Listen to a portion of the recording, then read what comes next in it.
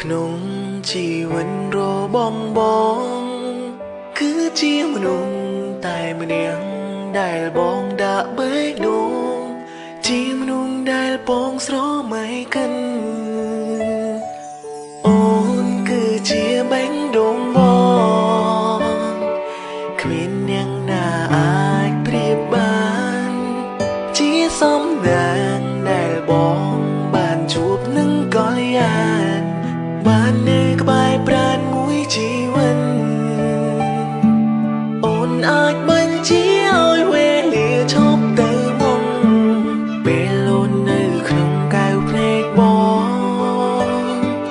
អូនអាចធ្វើឲ្យមកមានជំងឺបេះដូងបើសិនបាត់អូនថ្ងៃណាមួយមនុស្សគ្រប់គ្នាសុទ្ធ